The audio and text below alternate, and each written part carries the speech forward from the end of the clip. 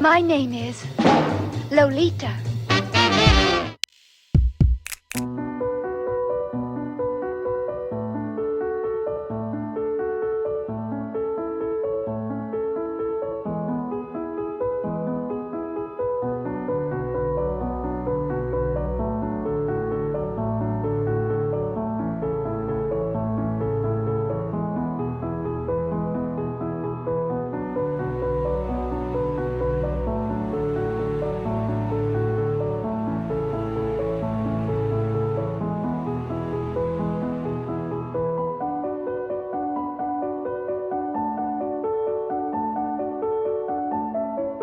Un roman écrit comme ça à la première personne, on s'identifie forcément à celui qui raconte.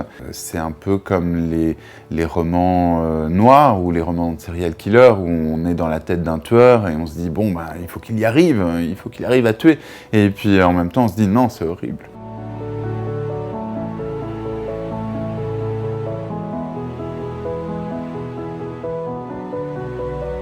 Dans le roman de Nabokov, on ne parle pas de pédophilie ni d'inceste, pas explicitement. Tout est implicite, tout est entre les lignes. C'est quelque chose qui est suggéré uniquement.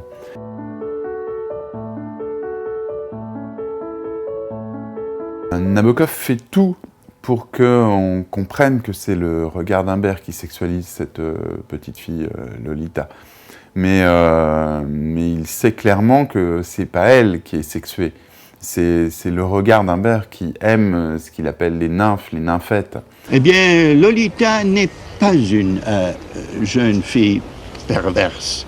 C'est une pauvre enfant que l'on débauche et dont les sens ne s'éveillent jamais sous les caresses de l'immonde Monsieur Humbert. Humbert. Oui.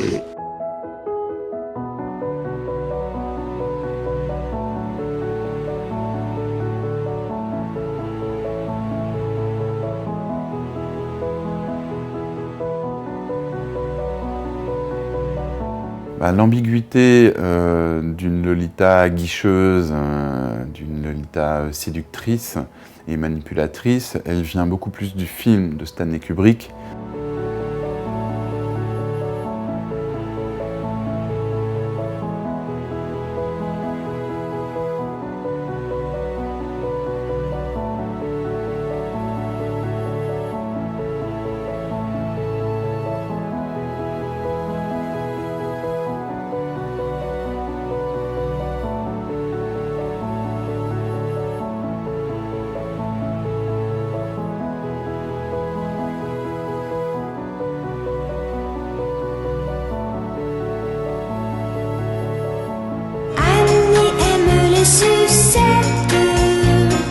Les sucettes à la nuit. Lolita, Lolita. Moi je m'appelle Lolita.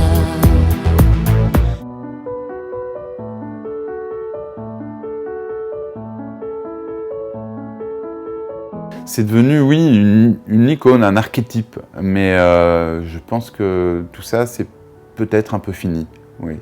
Avec toutes les affaires qu'il y a en ce moment, l'affaire Epstein par exemple, avec son avion qui s'appelait Lolita Express.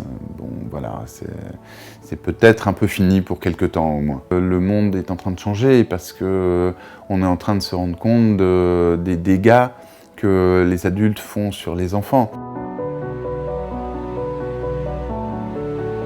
C'est un roman sur un homme qui est obsédé par les très jeunes filles. Il y a bien des romans policiers très très violents ou des romans ou des films sur des monstres.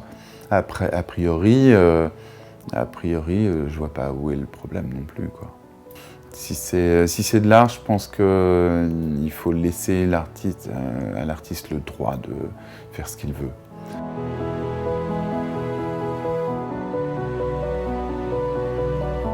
Et je me suis posé la question en me disant, est-ce que j'aimerais pas entendre sa voix? J'aimerais pas l'entendre elle. Et effectivement, je me suis dit, je vais lui donner une voix, je vais lui donner la parole.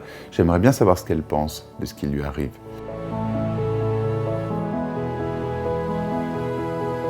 elle est une survivante, qu'elle n'est pas une victime, et qu'il y a de la résilience, qu'il faut se battre, il faut vivre avec ça.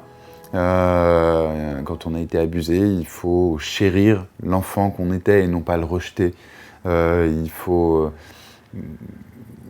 le prendre dans ses bras, l'écouter pleurer et puis lui dire tout va bien.